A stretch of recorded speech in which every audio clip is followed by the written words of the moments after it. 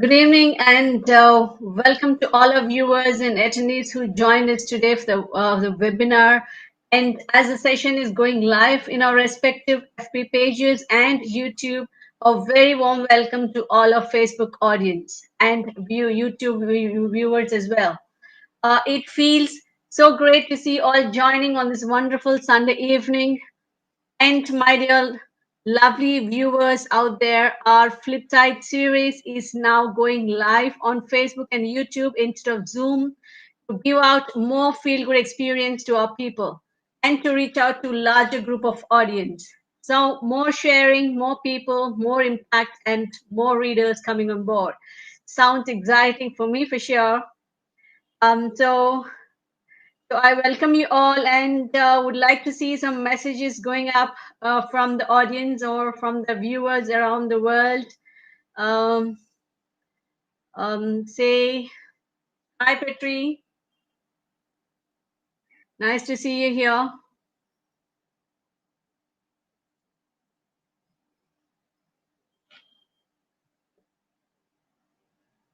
Hi, Divya.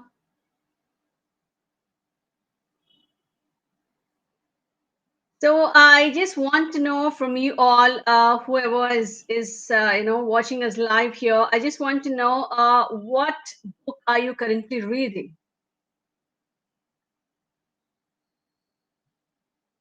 Hi, Rajiv. So may I know what book are you guys are currently reading, so that I'll get to know a lot of new books. And because Pick a Book is all about reading, so we can discuss as many books as we want here.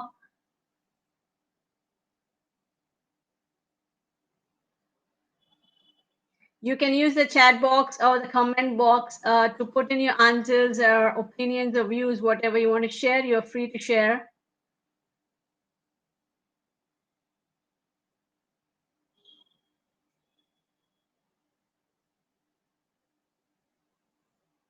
Good evening once again, all the viewers out there.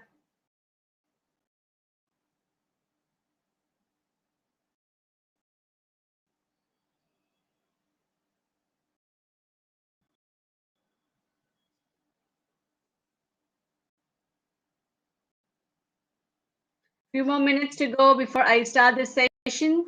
In the meantime, I just want the audience putting up your comments or whatever you want to share in the chat box. Divya is currently reading Ikigai. Okay, that's a great book to start with.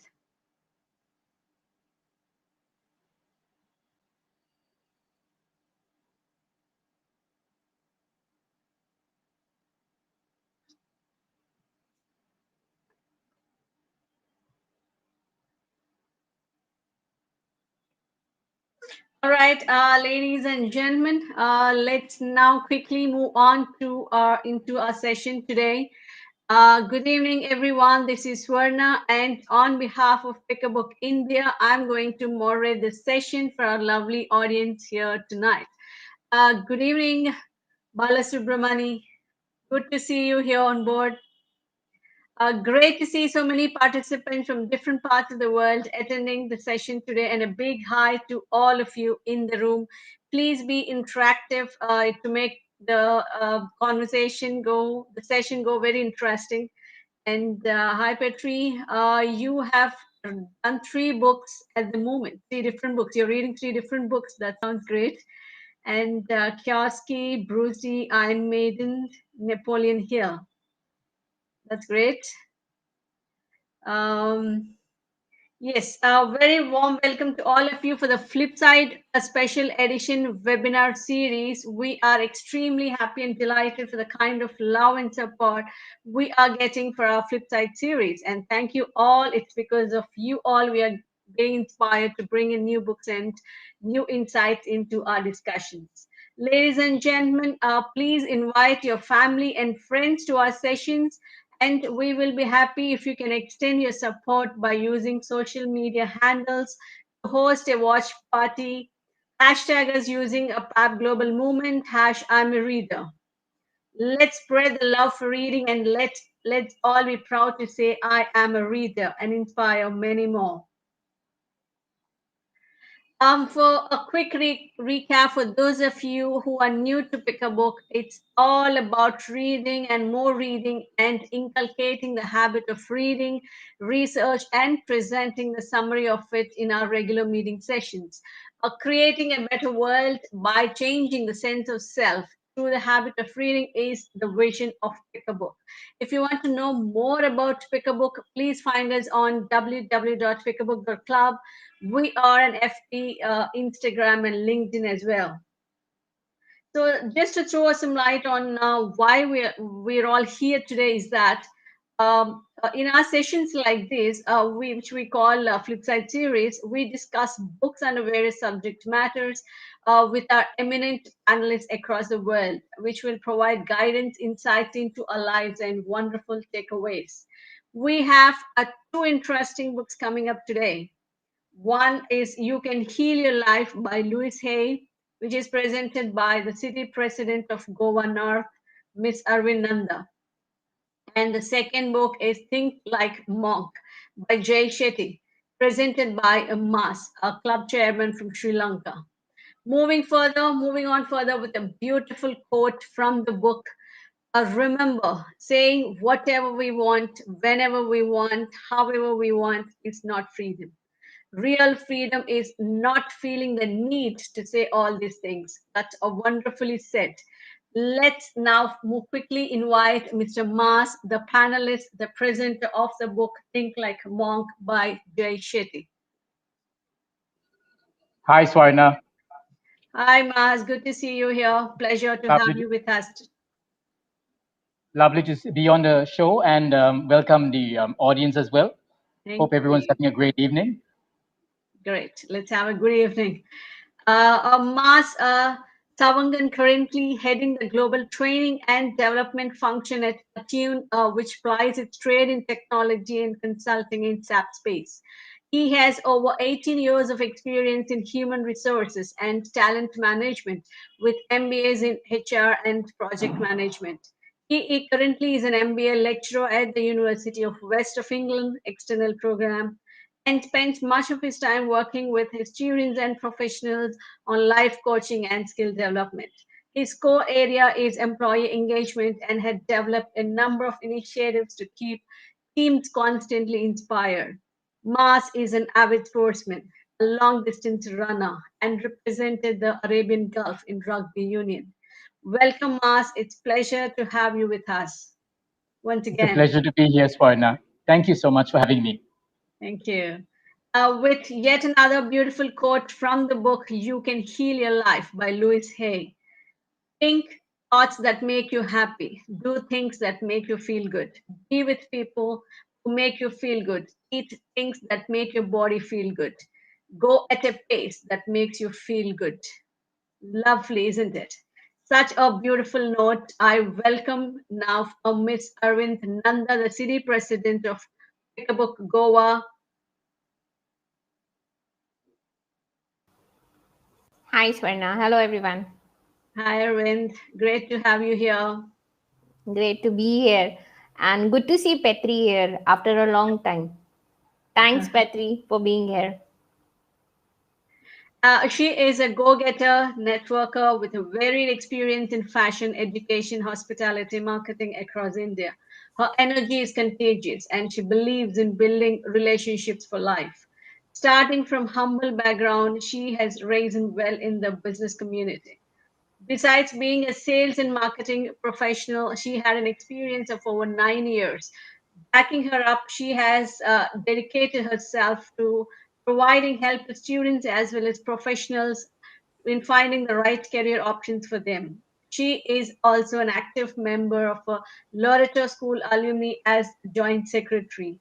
She is also associated with an NGO, Kritida, supporting women facing abuse. She is also a certified tarot card reader, along with being a grandmaster in Reiki and crystal therapy. She believes in the quote by Henry David Thoreau: go confidently in the direction of your dreams and live the life you have imagined. Hope you get the same as well. Thank you for both of you for gracing us. And let's now quickly move on to our questions to our panelists. Go ahead, Swarna. I think everyone's ready for that. Yes. Okay, my first question goes to you, Arvind.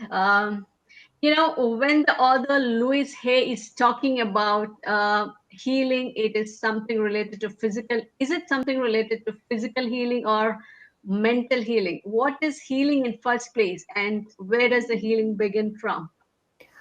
Okay, so when she starts, in a nutshell, the first thing will be you only heal yourself if you love yourself properly. What she means is it's not only what you see, what you heal, it is on the inside, it is at the spiritual level that you heal yourself, it is at the body level that you heal yourself, and also in your mind when the healing starts. So when she starts this, she says, no matter where you've come from, no matter what you've done, no matter what you feel, the change in your life begins with you from the inside. And that's where the book comes from. So this book, when she wrote it down, it's a book that came after she launched her first book, You Can Heal Your Body. This book is a continuation of the same book. And when she talks of healing, she talks that the healing begins from yourself. The healing begins from within you. What you think, what you tell your mind, and how you believe in that is what she means when she's talking about the book, or rather talking about the healing. What she also means is that, when she starts her book, she starts her book with a lot of affirmations. So what that means is basically, when you're reading the book, or when you're going up any phase of your life, okay, whether it's a mental healing or a spiritual one, what you believe in and what you actually wish to happen, and the way you speak it out, is something that will result in the things getting transformed for you. That's where the healing starts from. So rather than using that, words like I can never do this, I can never be here, replace those words with simple words like I have this in life and I will get this in life. So when you start with these simple words, these small exercises, look yourself in the mirror in the morning and say, today is going to be a fantastic day. You start your day with cribbing, the day ends with cribbing. You start your day with a positive affirmation to yourself. That's where the healing starts within you. That's where you start believing in yourself. Your self belief goes up, your confidence level goes up, and that's where you actually have a different perspective of yourself, and you see the world in a different perspective. So the healing, what she's talking about, yes, starts from within you. It starts from your body, it starts from your mind, and it starts from your spirit. Thank you, Arvind. That's a great start. Such a positive start. Let's now quickly move on to Mas to know what it takes to be a monk. Mas, Jay Shetty, as we all know, how highly educated he is, and he's an award-winning host and a storyteller. What inspired him to be a monk? Why would anyone give up their life to live in monastery? And in this external world filled with materialistic pleasures, in our pursuit for happiness and joy, is it really an internal journey or just an external game? That's a really good question, Shwan, and thank you for that. So just to give everyone a background about Jay Shetty. So he was of a middle-class background, of Indian origin, but living in the UK. He was living a young adult sort of life. He was going to university. He was up to all the different vices that anyone of that age would be going through, from partying. He did sort of mention that he was into a bit of drugs as well, and he was basically living that young adult life, right? And what basically he was going to university, and he was really poised to go into the corporate sector. And so he was like meeting different gurus and leadership moguls, and he was really priming himself to get into the corporate sector.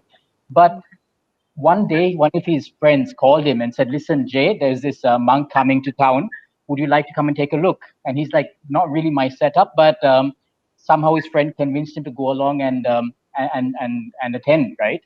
And one thing that really struck Jay that was very amazing was, now he had a lot of friends, and they were living the life, very successful.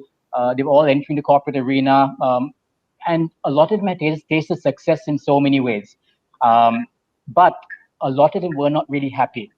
And if he looked back at his life, he had two best friends. One of them died in a car crash, and the other one because of a drug overdose. And he just looked around and reflected upon everyone he was surrounding himself with, and they had everything that materialist, everything material in their life, but they were not happy. But he looked at this monk, and this monk said, "Listen, I don't have much, but I am fulfilled. I am happy." And this totally took him back. He's like, how could somebody who has nothing have this much of fulfillment in his life? And that's where Jay Shetty decided to go and spend his holidays at a monastery back in India.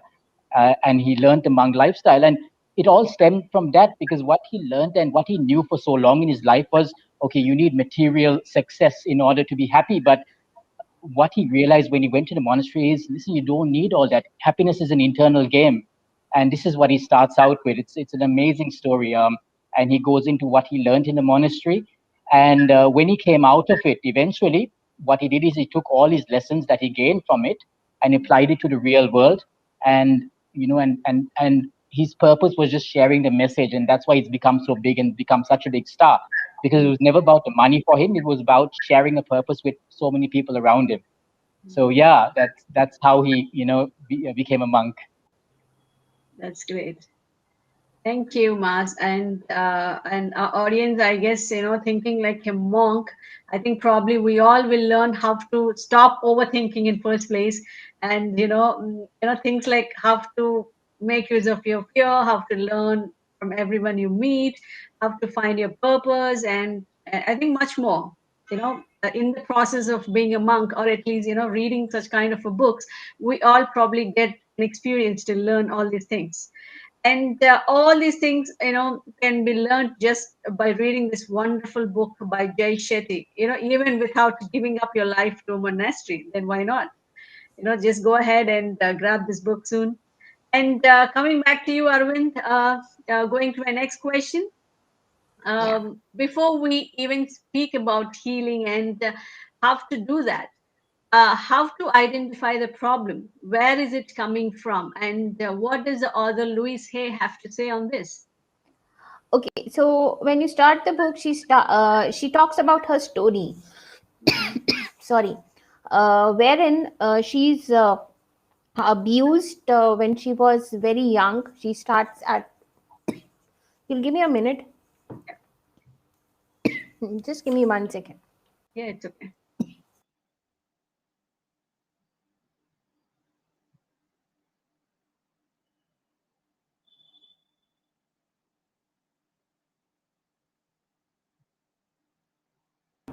Sorry. So she talks about the book when she starts with her own life story, wherein when she was 5 years old, she was abused and continuously abused till the age of 15 years. And post that, she runs away from her house and her mother doesn't support her. She finds a job at a very small diner, from where she starts working for herself. What she says is that, sometimes your past, your circumstances, the people around you are responsible for the situations that you get caught in. But how you come out of those situations after having identified the problems is how you grow up in life. So once she did that, she came out, she got married to this person, and she stayed married to him for almost around 15-20 years. And post that, she went ahead and they got separated, and both of them went their separate ways. That was a phase in life wherein she was feeling very down and she didn't know how to go about it. That's when she turned to spirituality. So she identified the problem was not about the mind, the problem was not about the body, but the problem was that the inner turmoil that she was feeling because of the experiences she had had in her past, which was responsible for this. So the first step in identifying the situation comes in analyzing, sitting down with yourself and analyzing, are there things in your past that are responsible for what you are? Maybe you've experienced some trauma which you're not aware of and might be psychologically or mentally challenging what you're feeling right now. So that is the time wherein you need to get inside and try and find that. there are situations, when people, just look, I mean, like, I don't have enough money, I will never be successful, everything I do leads to my downfall. So when you sit with people like this, you need to try and help them identify, okay, what is the reason behind it. Maybe there is something that they might be doing wrong, something that needs to be worked upon a bit. Maybe it's their attitude that needs to be worked upon. Maybe it is something like, they have the potential, but they don't realize it, that they have the potential to go beyond and reach what they want to achieve. So that is where you identify that problem with them, that belief. Maybe it can be something which is related to their past, but you need to sit down and identify that. Once you do that, you can actually see that, leave the past in your past. The past doesn't have to define your future. What you do now, going forward, to identify the problem and to heal yourself, will actually define the way your life shapes up going forward. So first of all, you need to sit down and self-analyze yourself, that, all the negative thoughts, the negative emotions that are coming to you, you need to sit down and just remove those negative thoughts bit by bit from your life, and you will actually see changes coming in. What she says is, if I would have also gotten bogged down by whatever I felt, and, at the point of life wherein everyone left me and went, if I would have also sat down and cried about it, maybe we would not be reading this book called You Can Heal Your Life. So that's what she says. You need to take inspiration from that and move forward. I hope that answers us, Swarna. That's great. Of course, yes.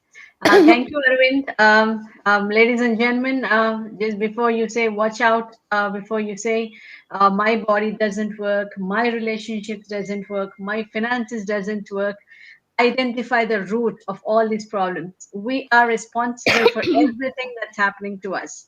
The innermost belief is the culprit for everything in our life, according to Louise Hay. In literal sense, we think about ourselves, what we think about ourselves becomes the truth of us. So start your day with affirmations or Like, I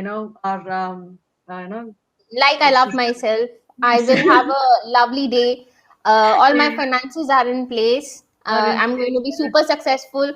So these would be a few of the affirmations that you can start with, and believe me, follow it for 21 days and it becomes a habit, and you will see the results. Exactly. Mantra to heal yourself, I would say. To learn how to you guys go through this wonderful book, How to Heal Your Life by Louise Hay, and you will get to know all these things. And moving on to you, Mas, on the similar lines as Louise Hay, Jay Shetty started his first chapter in the book Think Like a Monk, stating, I am what I think I am. What does he mean by that, and what are the fundamental motivations he's talking about before? Right. So thanks, Varna. So basically, what he talks about is so many of us live under the perceptions of others. So we're not able to live our true lives because we're always pretending and living under somebody else's expectation. And he throws us this really really cool quote, and it's one of my favorite quotes as well. And he says, "I am not who I think I am. I am not who you think I am. I am what I think. No, I am not. Sorry, let me just start again. I am not what I think I am. I am not what you think I am. I am what I think, what you think I am." So let's just digest that for a second, and let me repeat that. I am not what I think I am. I am not what you think I am.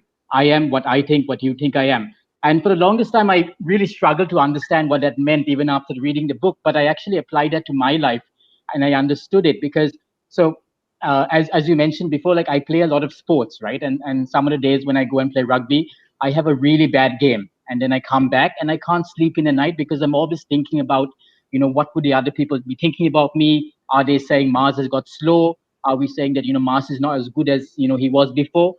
And I really kill myself because I'm thinking about what the others are thinking about me. When in reality, they're not even like bothered about me. They have their own problems, and and I'm not important enough for them to dwell over, right?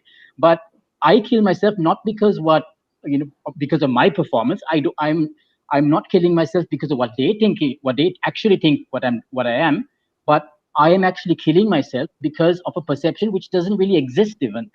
So that's what he says, right? I'm so much in life we live under the perceptions of so many others, and he talks about his own life where, before he became a monk, his parents said you could either be a doctor, a lawyer, or a failure. And when he became a monk, he was sure that typical stereotype that his parents would label him as a failure. But in reality, he decided, listen, I'm not going to live under my parents' shadows, under their expectations, because I am living my own life. And that's where it all stemmed from. And he knew that he would take a lot of stick for, becoming a monk. I mean, what would his parents tell the community and their friends? My educated son has now gone to a monastery. But he said, listen, that's their life, their perceptions. I need to live mine. And that's what it means. I am who I am. And I think so often in life we are living our life under the shadows of so many other people, and we're not living to our truest potential and our truest identity. So that's what it means, Varna. Yeah, that's a great way of putting it, Mas. I just loved it. The quotation from that book. Thank you for that. And ladies and gentlemen, we are trying to identify ourselves and what we think others think of us. So, rather explore yourself, give time to yourself, live in gratitude, and many more methods you can learn when you go through these books. Pick a Book is providing us a wonderful platform on this because, we won't be able to learn everything by self experience. Reading and learning from the experiences written by the people like this is the best way to learn. And Pick a Book is the best platform for that, ladies and gentlemen. And in a short while from now, we will be open to Q&A. Please put in all your questions in the chat box so that, we will take it up at the end of the session with our panelists. And moving on to my next question to Arvind, so by now, we all understood, we are going through a lot of hell in life, at least that's the way we started to believe. But are we loving it? An angry person or a frustrated person is happy to remain so? No. We all want to be happy, right? How do we do that? Make a decision, be willing to change. So, Arvind, in your words, how do you think the author Louise Hay wants us to deal with the change? How does the body respond to these changes? So what sorry, so what she says is that what you think and what you speak actually leads to how the body behaves. Either it is at ease with what it is like, or it is at a dis-ease. So she doesn't say that there is something called as a disease. Rather, it is a dis-ease that you cause yourself with your own thought patterns. So it's not essential. I mean, if you resent yourself, if you criticize yourself, if you hate yourself, that guilt, that fear of failure, are main contributors for the dis-ease that you feel around people, or maybe in life what you feel. So what she says is, start forgiving people, start releasing these thoughts from your mind. The more you forgive, the more you say that, okay, this person has caused me harm, but it's okay, I let go of it, I forgive him, that's his karma, let him get on with it. And my karma is to forgive, and I will get on with my life. Once you start believing in that, honestly speaking, you will start seeing a change which is almost like a 360-degree change in your attitude towards life, the things that you start receiving in life, and the way you start behaving with people in life. Rather, how people behave with you after that is something also that is worth seeing. There have been instances that with this alternate healing method, people have overcome diseases like cancer. Louise Hay herself was diagnosed with cancer, and with this holistic approach that she used, she actually got herself well. It's a slow process. It's not something that will happen overnight. But when you start believing in the power of what you speak, the power of what you think, you will actually see that change bringing you what you need in life, what you want in life. There are times when we say that oh, I have a headache, I have arthritis, I can't move around, my joints pain, and we speak about this. And most of the time, see, the pain is there, of course it is there, but you're telling your mind that the pain is there.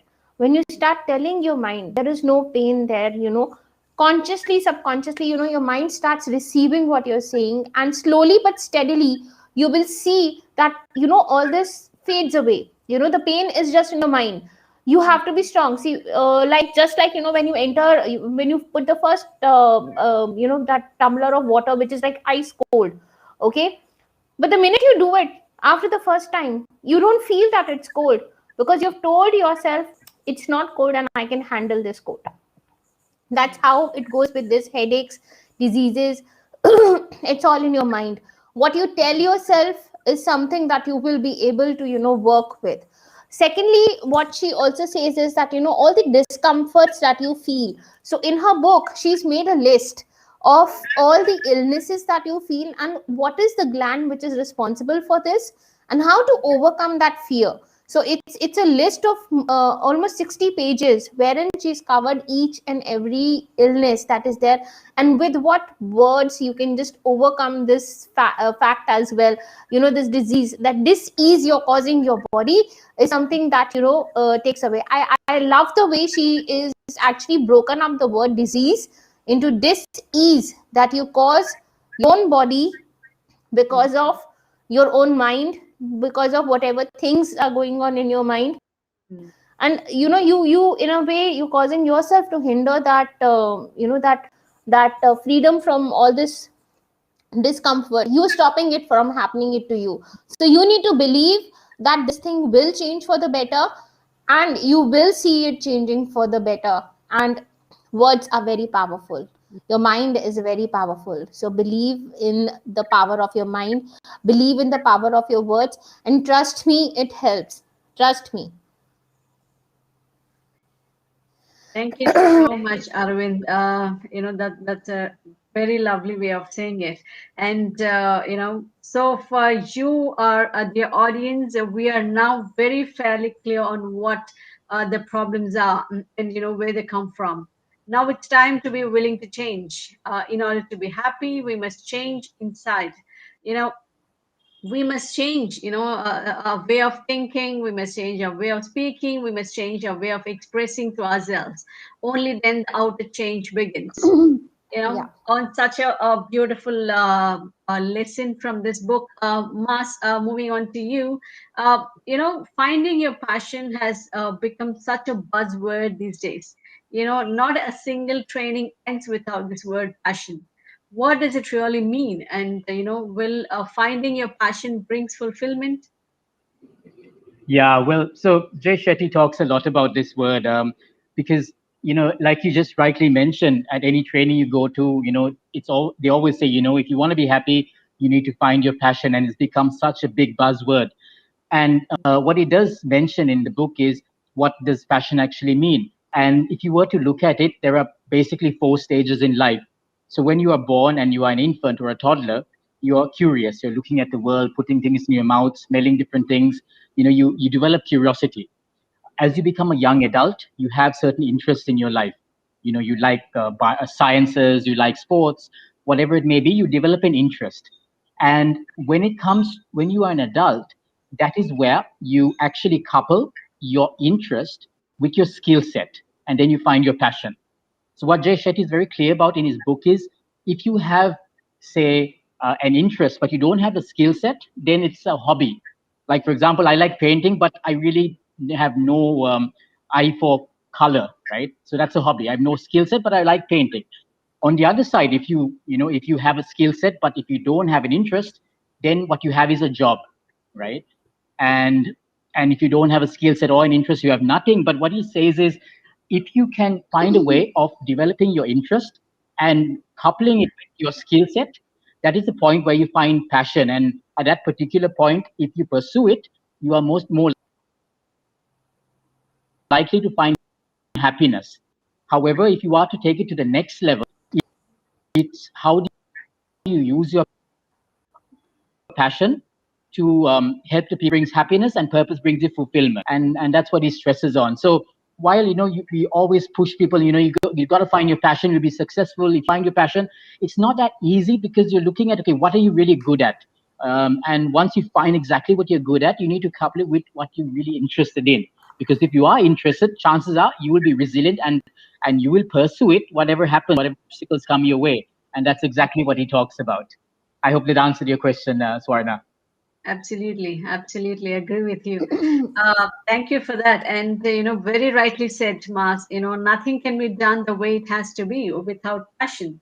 Link the feeling of passion to the experience of learning and growth, ladies and gentlemen. The intentions with which we approach our work has a tremendous impact on the meaning we gain from it, and our personal sense of purpose. So, ladies and gentlemen, in simple words, find your why. And moving on to you, Arvind, whenever we talk about humans, relationships are meant to be. Does relationship mean only with the people? How are these relationships going to play a role in healing ourselves? Okay. So when she talks of relationships, we every time, we think of the word relationship, it means, okay, relationship with our parents, relationship with our siblings, maybe relationship with our husband, with our wife, or maybe, your lover, whatever. But what she means is, this is not the relationship she's talking about. She's talking about the relationships that you have with yourself. So when she says that, the healing starts with self, she means is that, what kind of a relationship do you have with yourself when you want to heal, when you want to move forward. See, you go to work, you have your boss there, you have a different type of a relationship with them, with your work, with your environment, the way you are. Okay. But at the end of the day, how you maintain yourself in that environment, it depends on the relationship that you have with yourself. So what she means is that, the healing that starts, it starts with yourself. The rebuilding that you start of your life, it starts with you first. So first it has to be at, the level with your body. Sometimes you're not happy with your body, you say, okay, I'm too fat, okay, I'm too thin, I don't like my color, I am too black, or I'm super white, I mean, and I need a tan maybe or something. So you're not happy with what you have. When you start to learn to be happy with what you have, trust me, that's when this things start changing. Okay, you might be fat, but you can always look at the mirror and say, I'm healthy and I'm fit. You're thankful to God for making you the way you are.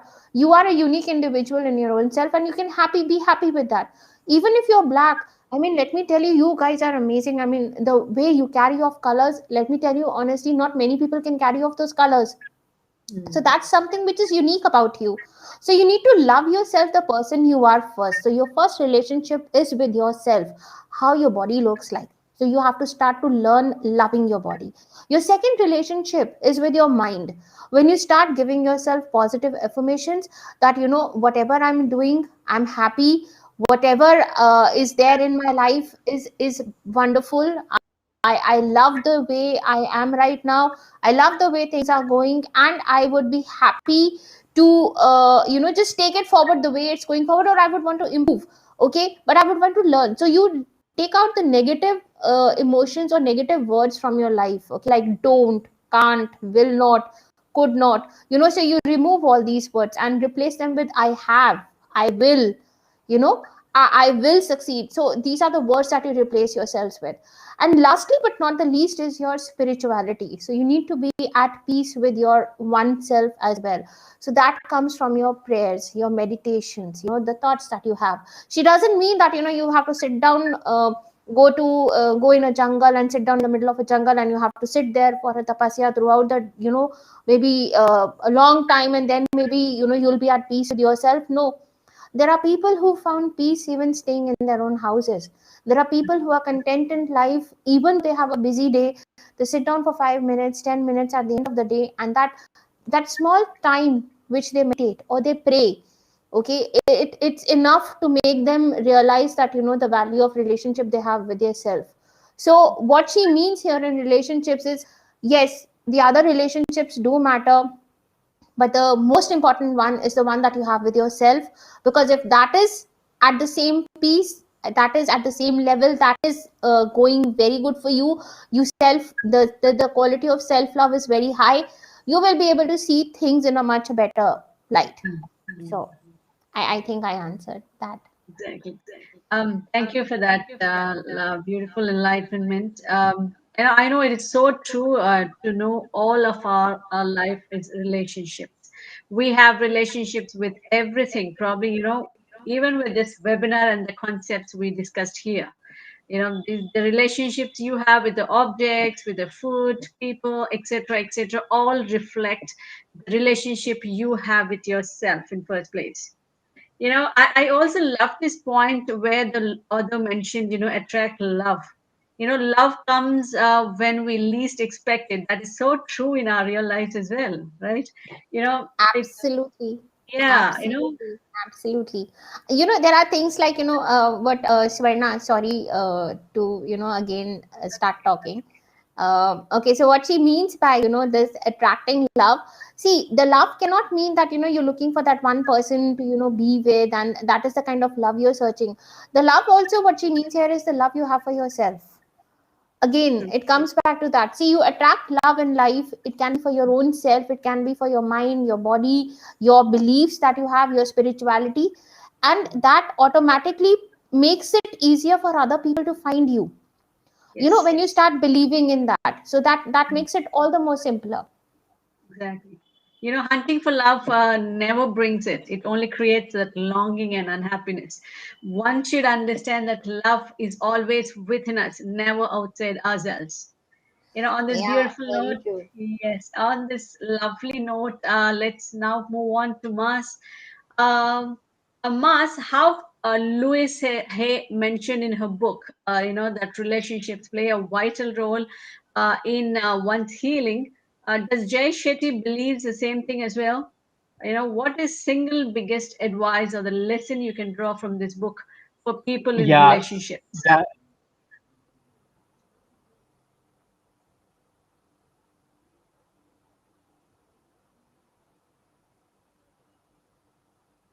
right. So yeah, I mean, Jay Shetty talks about love a lot in his book as well. And just to build on what Arvind also mentioned, so basically, I mean, the first and foremost is you need to love yourself. And so many times people go looking for love, demanding for love. I'm searching for it. But as often they say, if the moment you love yourself, then no longer do you have to go look for love. Love will find you. So that's the first and foremost point. So there are a lot of analogies when it comes to love and successful relationships, written by a number of different authors, just to bring to light what Jay Shetty says. And one point in particular, which brought which sort of stuck into my head was, so when you initially meet somebody and you start a relationship and it's very passionate in the beginning, it's very emotional, there's a big connect between the two people, and it's really going great, right?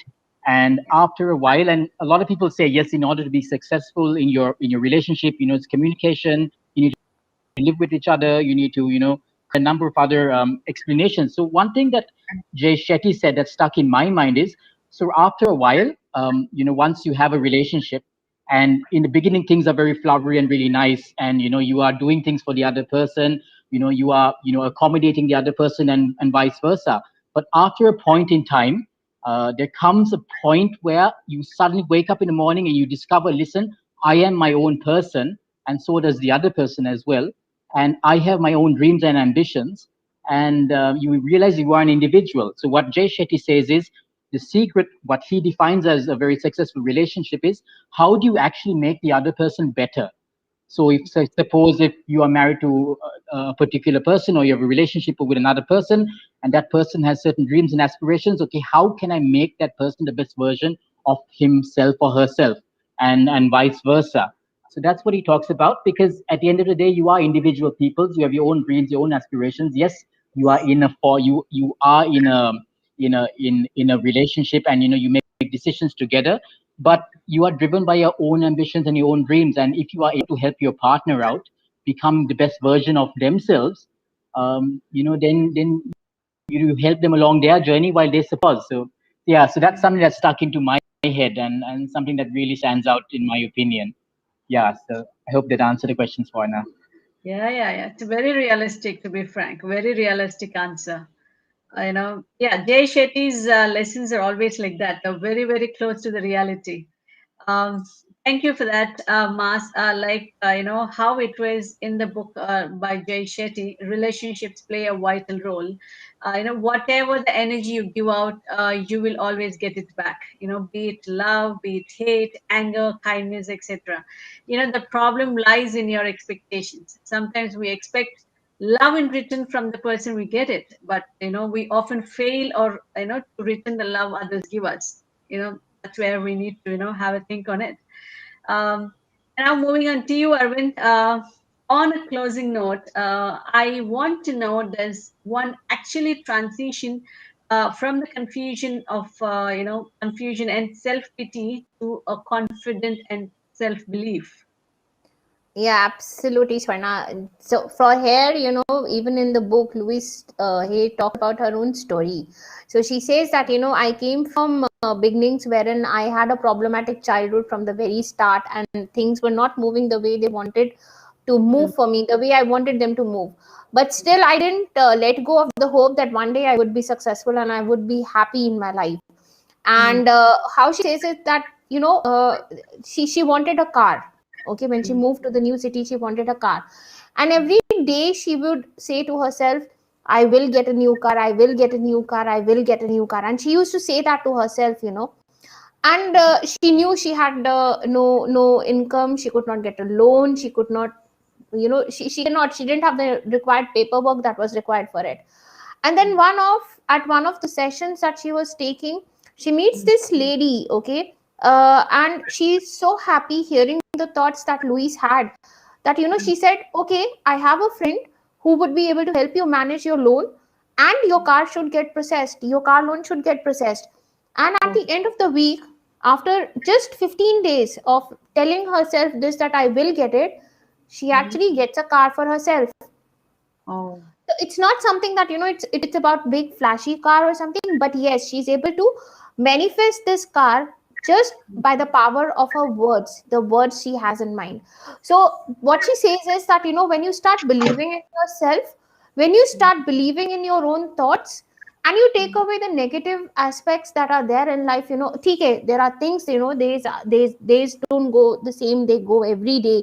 There are problems in life, not everyone's life is very smooth and very easy, but at the end of the day, rather than cribbing about it, when you say, okay, this happened to me, now it's past, let it be mm, in the past. Tomorrow that's going to come is a fresh start for me. How do I want to go about that day tomorrow? So for mm. that tomorrow, you have to start planning today. You cannot live in your past and, believe that you'll have a great future if you're living in your past. So you need to let go of things, you need to forgive and forget. Things happen, take it in your stride and move forward. Otherwise you would always remain in the same place that you were, and you would not be able to move forward. So Exactly. yes, the transition happens, the transition, even to self love, moving forward, they happen. Things become better in life, yes, but it just takes one small thing from you, that is, start believing in yourself. You can do it, you can achieve it. Just start believing in yourself, that's it. Exactly. Thank you, Arvind, for such lovely closing lines, I would say. Ladies and gentlemen, to heal yourself, simply stop in treating your body with food, alcohol, and drugs. Stop believing that you're unlovable. Stop procrastinating things that benefit us. Stop living in chaos, debts, and burdens. Instead, start loving the process of life itself. Like how Arvind said, the joy of being alive, the beauty of other person, the knowledge and the power of mind, and the power of universe as well. Very well explained by the author. No matter what the problem seems to be, the author Louis Hay says there is only one thing that works with anyone, and that is loving the self. Self love, love is a miracle cure, and loving ourselves works miracles. And that is so true in her case. Yeah, and let's all work together on that. Let's see how that helps for all of us. And moving on to you, Mars. Does success make one happy? In that case, why aren't many of the most successful people happy? What is the happiness formula? Um, so, so what basically Jay Shetty says is, I mean, in his experience, there have been so many people, he knows who are very successful when it comes to materialistic, things. I mean, I know different people define success in so many different ways, but what he says is there are so many people who have everything that money can buy but are not happy. And he claims for it to be an internal game. And when you think about it, right, I mean, what is really happiness? So basically, we have a blueprint or a certain expectation that we want in life. Say, get married by a certain age, have kids by a certain age, build a house, have a successful career. So we have all expectations in our head. And when it doesn't go according to plan, that is where, when exactly we find unhappiness. So what he says is sometimes you need to let go of certain expectations that you have. Don't be so hard on yourself. There is a time that, I mean, not, you can't judge yourself or your timeline on somebody else's. Sure, somebody else may be ahead of you, but it's their timeline. And what he says is it's an internal game, because if you set very high expectations for yourself, there are two ways to counter that or mitigate that. And one would be to work extra hard and achieve those different objectives that you've set for yourself. But that's a never-ending battle. I mean, that your wants are unlimited.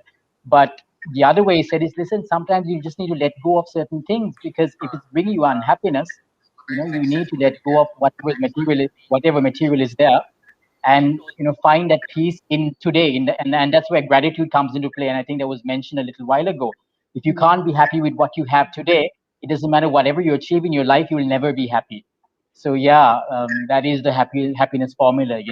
If you find contentment and happiness in today, and whatever you achieve later in life, you will still be happy. But if you can't find it, it doesn't matter whatever you achieve, you will still be unhappy.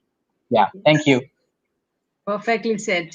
Thank you, Maz. And so, ladies and gentlemen, if we only find joy in our success, we are limiting our joy. But if we take pleasure in the success of our family and friends, they say, hey, you help 10 people, 20 people, and 50 people, we get to experience 50 times the happiness and joy. Let's try it out and see, like how the two beautiful authors have explained to us, by the two wonderful panelists here.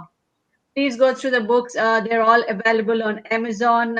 And if you want an online version of it, you can have a Kindle version of it as well.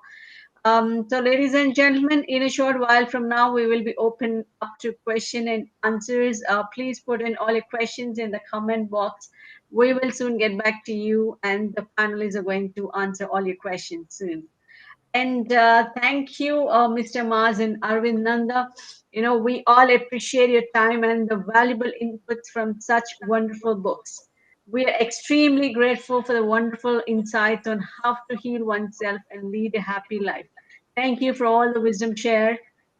Ladies and gentlemen, let's all give them a big round of applause for such an awesome and inspiring presentation. Thank you.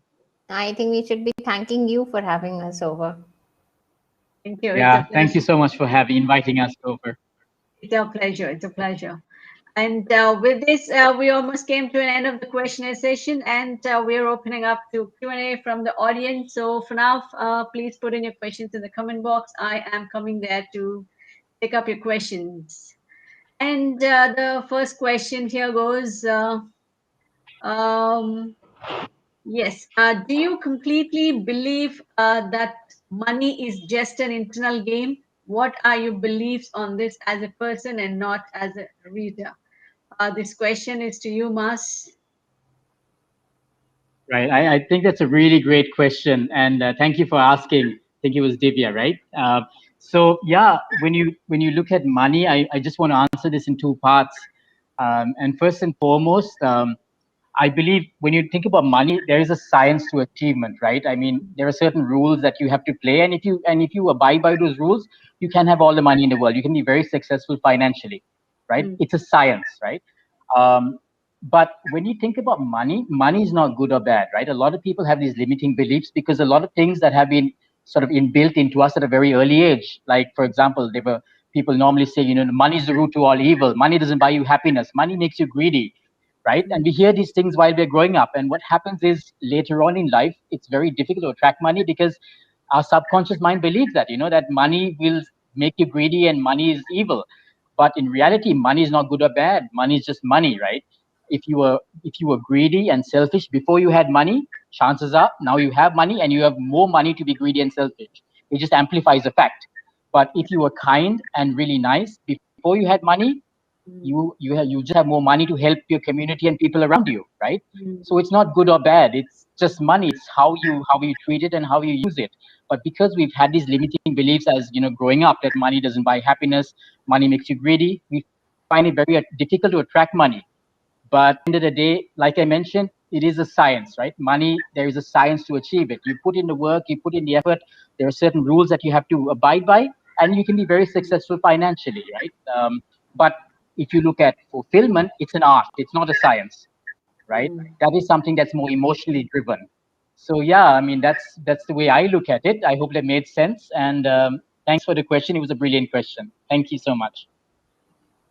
Thank you for that. And Petri says money is just an energy, so treat it also like that. Anyway, we need it. Well said, Petri. Thanks for that. And any more questions? Yeah, I can see one in the chat box. Yes, I'm just listening for that.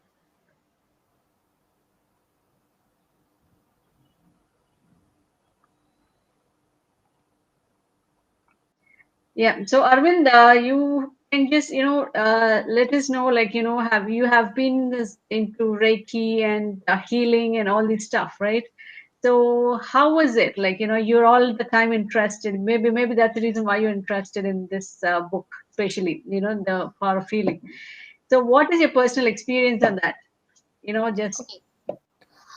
To start with, honestly speaking, I am not from Goa where I'm staying right now. I'm from Gurgaon. And I came down to Goa just for a small holiday and never planned to settle down here. I mean, settle down in the sense, start my own work here. But it happened. So now there are two ways to think of it. Initially, when I came down, it was not easy. It was difficult. Okay. Obviously, when you're setting up in a new place, you do face certain challenges. But at that point of time, if I would have just sat down and said, I cannot do this, it's not happening, things are not moving forward the way I want them to move forward, the work is not happening the way I want it to move ahead. At that point of time, what would have happened was I would have either just gone back to Gurgaon and then maybe just thought of it as a small thing that went wrong. Rather, doing that, Reiki, okay, because that was what my master taught me. And she said, stay positive in every situation that you face. Doesn't matter, things will not be the same, but yes, things will not get worse than this. I mean, see, when you're in a bad situation, that's already the worst situation that you can be in. Now things will only go up from there. They cannot go bad than this, they cannot get worse than this. So all these beliefs, and this book was gifted to me by my healer only. She gifted me this book and she told me, Arvind, that you're shifting to a new place, this is one book you really need to read and just go do what it says, word by word. Trust me, it was not easy. Divyanshi, I'm answering your question here as well about affirmations. Reiki teaches you to stay positive. When you are a grandmaster, you don't talk negative about anything. You say positive because you're so connected with the energy that is there in the universe, and there are chances that what you say can tend to happen. So you stay positive. So when you start affirming yourself, you start your day by just two simple things. Look at the mirror and just tell yourself, I am fit, I am happy, and the day will go the way I want it to go. It will go my way. Don't start giving yourself big jargons the very first day that I will get this car, I will get this much money in my account, I will get this, I will get my dream job. These things are asking to the universe. You always take it step by step. You don't just jump onto the 10th step immediately the day you start. So Divya, you start by taking small steps, baby steps in the same direction, and you start by saying, first start believing in yourself, start believing in your own worth, and that would happen one by one. When you take it forward. Now, once you start doing that, believe me, within 21 days, when you start following that and you start telling yourself that, yes, I'm good, and yes, it is going to happen for me, and yes, I'm fit, and yes, things are going the way they have to go for me, which is the positive for me, it will go forward. And you will not see a miracle happening, but yes, from where you were when you started at day 1 and where you would be at the end of the day 12 or 21, right, you will see that the change has already happened. So don't start by affirmations which are big affirmations. Okay, start by small affirmations which are regarding yourself. Start believing in yourself, start trusting yourself more, and let that thing be the base wherein you build up to higher affirmations. I hope that answered your question, Divya. Yeah, I hope it does. Um, Thanks for that, Arvind. Okay, there's one more question to Mars, I guess. Would you recommend anyone becoming a monk, or putting yourself in a difficult situation uh, that are outside your comfort zones? Okay, so just to answer that question, Swarna. So now Jay Shetty, put himself in a very difficult position, right? He basically, um, so basically, what Jay Shetty did was he put himself in a very difficult position, right? I mean, normally nobody would ever, go outside their comfort zone and become a monk.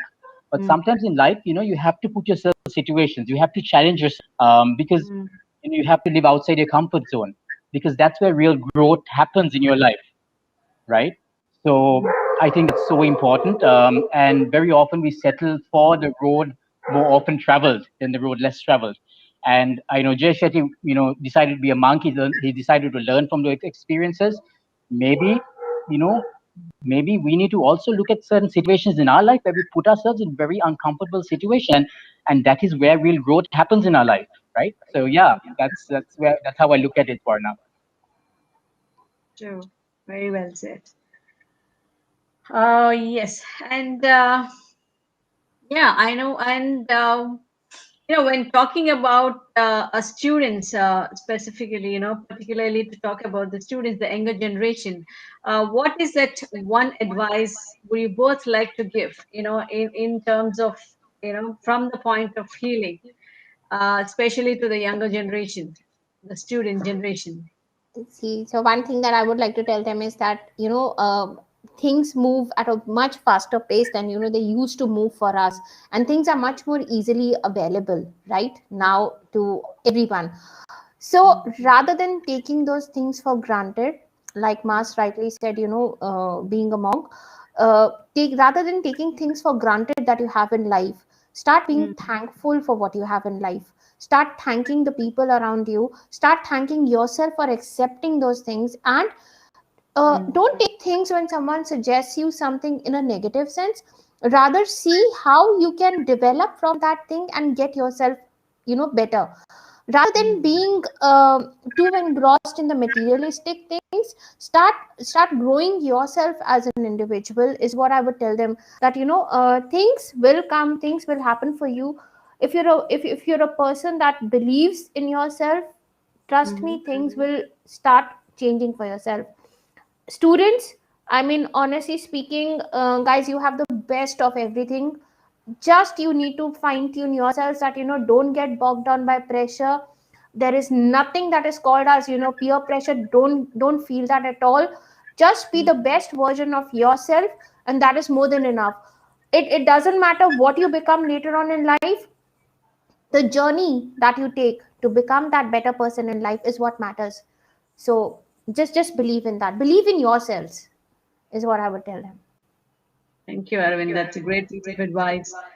And Mars, are you okay? Okay, done. So now that's the end of the question answer session, and let's now I just Thank you, Arvind, and thank you, Maz, for being there tonight and for your wonderful sharings. And Thank you, Swarna. thank you. Thank you, Mas. Thank you, Arvind. Thank you, Swarna. Thank you so much, everyone. Thank you. And ladies and gentlemen, thank you for being here today. And I really appreciate you all took time from your busy schedules to be with us tonight. I hope you enjoyed the session. Pick a Book is all about reading, reading more books, gaining more wisdom, sharing more values, and encourage all your family and friends to read as well. Anyone who is willing to join Pick a Book or bring Pick a Book into your city, please send us an email to muralivejalla@pickabook.club. And the website details and email IDs are made available in the chat box soon. And please go through that. And thank you, everyone. And I hope you had a wonderful time. And we hope to see you again next week with different books and more learnings. And bye bye. See you all. Thank you from Pick a Book. Goodbye, Arvind. Bye. Bye, Swarna. Thank you for this. Bye, everyone. Bye, Petri.